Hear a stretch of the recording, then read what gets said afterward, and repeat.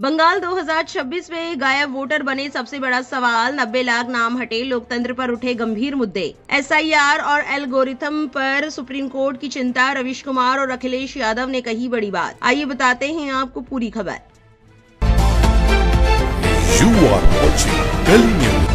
4 मई को पश्चिम बंगाल विधानसभा चुनाव के नतीजों में भारतीय जनता पार्टी को बड़ी जीत मिली। पार्टी ने 294 में से 207 सीटें जीती, जबकि तृणमूल कांग्रेस को 80 सीटें मिली।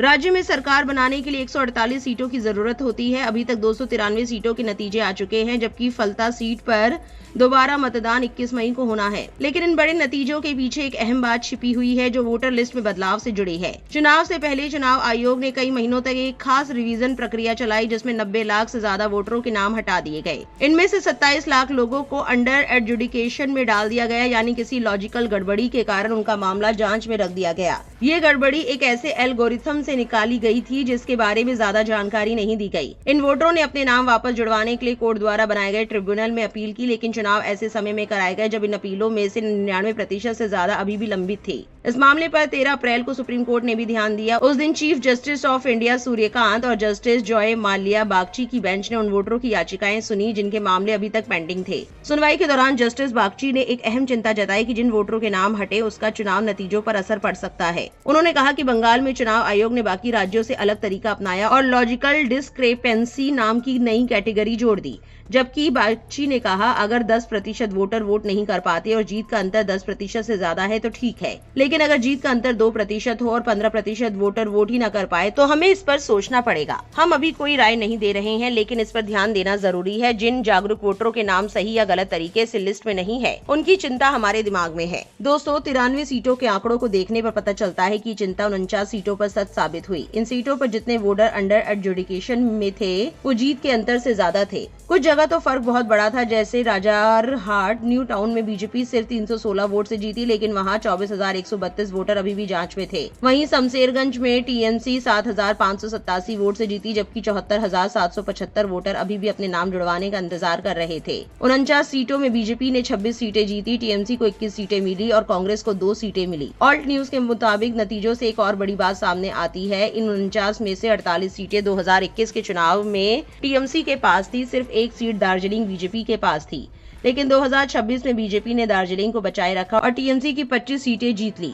कांग्रेस की दोनों सीटें भी पहले टीएमसी के पास थी, यानी कुल 27 सीटों पर सत्ता के खिलाफ माहौल देखने को मिला। इलाके के हिसाब से ये 49 सीटें 15 जिलों में फैली हुई है। मुर्शिदाबाद, जो 2011 की जनगणना के मुताबिक मुस्लिम बहुल जिला है, वहाँ ऐसी 8 सीटें हैं। इसके बाद नॉर्थ 24 परगना में 6, साउथ 24 परगना और पूर्वा बर्धमान में 5-5 सीटें हैं। हुगली में 4 सीटें हैं, जबकि हावड़ा, नदिया, मालदा और दक्षिण दिनाजपुर में 3-3 सीटें हैं। उत्तर दिनाजपुर और पश्चिम बर्धमान में 2-2 सीटें हैं और दार्जिलिंग, कोलकाता नॉर्थ, पश्चिम मेदिनीपुर और कूच बिहार में 1-1 सीट है। कुल मिलाकर ये आंकड़े दिखाते हैं कि 49 सीटों पर जितने वोटर का मामला अभी तक लंबित था, वो जीत के अंतर से ज्यादा थे, यानी वोटर लिस्ट से जुड़े अधूरे मामलों का सीधा असर चुनाव के नतीजों पर पड़ा। वहीं इसको लेकर रविश कुमार एक्स पर लिखते हैं, ठीक बात है, लेकिन क्या कोर्ट अपनी इस टिप्पणी के आधार पर जांच करेगा? चुनाव के नतीजों को पलट पाएगा? बिहार चुनाव से पहले सुप्रीम कोर्ट में एसआईआर की संवैधानिकता को लेकर चुनौती दी गई थी। जनवरी में ही फैसला सुरक्षित कर लिया गया, फैसले का इंतजार है। अच्छा होता कि इतना सब करने के बजाय रिजल्ट का प्रिंट आउट निकाल दिया जाता और आयोग ईमेल से विजेता पार्टी को भेज देता। जीत और जीत की वैधानिकता की भी परवाह नहीं है। किसी संस्था को अपनी विश्वसनीयता की चिंता नहीं है। आप सही सवाल करें, उन सवालों का कभी जवाब नहीं आता है। वहीं सपा प्रमुख अखिलेश यादव का बंगाल इलेक्शन को लेकर बड़ा बयान सामने आया है। उन्होंने क्या कहा, सुनिए। और धीरे धीरे वो पूरे देश के लोग जाग रहे हैं और कहीं ऐसा ना हो 5% का भंडाफोड़ 95% लोग करने लगे। 5% का भंडाफोड़ 95% मिलकर के न करने लगे। मतगणना नहीं होती है, मनगणना होती है और उसके लिए बिल्कुल तैयारी रहती है स्ट्रेटेजी के साथ। जब काउंटिंग की प्रोसीडिंग का जब काउंटिंग होती तो पहले से ही वो मन मनवा देते, उनका परसेप्शन क्रिएट कर देते, नैरेटिव क्रिएट कर देते हैं। ये कई बार हम लोगों ने देखा भी है कि शुरू में ही जिसे जिताना है उसको जिताते रहते हैं। सच्चाई में काउंटिंग कुछ भी हो, लेकिन लोगों पर मनोवैज्ञानिक दबाव बनाने के लिए मतगणना नहीं कराते हैं ये लोग, मनगणना कराते हैं अपने हिसाब से। पहले ही दबाव बना लेते हैं कि परिणाम क्या आने वाला है, क्या होने वाला है। और जब कोर्ट की प्रोसीडिंग हो सकती है, लाइव टेलीकास्ट होती है कोर्ट की प्रोसीडिंग, तो काउंटिंग की क्यों नहीं? काउंटिंग की लाइव प्रोसीडिंग क्यों नहीं हो सकती है? और आपको याद होगा कुंदरकी के में जब हम लोगों ने आरोप लगाया था कि पुलिस के लोगों ने प्राइवेट ड्रेस पहन करके वोट डाला था। बाई इलेक्शन में उत्तर प्रदेश में पुलिस के लोगों ने प्राइवेट ड्रेस में वोट डालने गए हैं और मुझे मजबूरी में लोकसभा के अंदर अपने सांसदों से कहा था कि कफन लेकर के जाओ और कहो कि लोकतंत्र में ये चुनाव आयोग मर चुका है। वहां पर लोग समझ ही नहीं पाए कि ये सफेद सफेद क्या आ गया। वहां पर जो लोग थे उन्होंने कहा ये सफेद सफेद चादर क्या ले आए। जब उन्हें बताया गया ये कफन लाया गया है तो स्पीकर साहब ने मुझे बुलाया कि सदन में आपको कफन नहीं दिखाना चाहिए।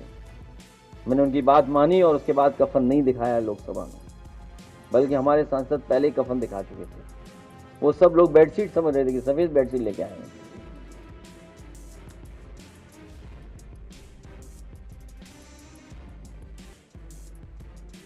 और सीसीटीवी जनता के लिए भी लाइव हो, जब इतनी सब लाइव कर रहे हैं आप तो जनता भी देखे उसमें। सीसीटीवी लाइव क्यों नहीं है?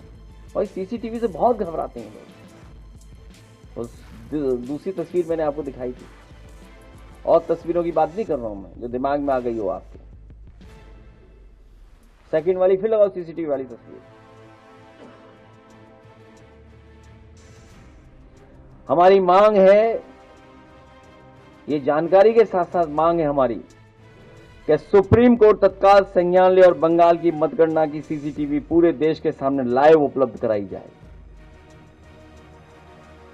हमारी मांग है सुप्रीम कोर्ट से तत्काल संज्ञान ले और बंगाल की मतगणना की सीसीटीवी पूरे देश के सामने लाइव उपलब्ध कराई जाए। इस खबर को लेकर आपकी क्या राय है, कमेंट सेक्शन में जरूर लिखें और ऐसी और जरूरी अपडेट्स के लिए हमारे चैनल से जुड़े रहें।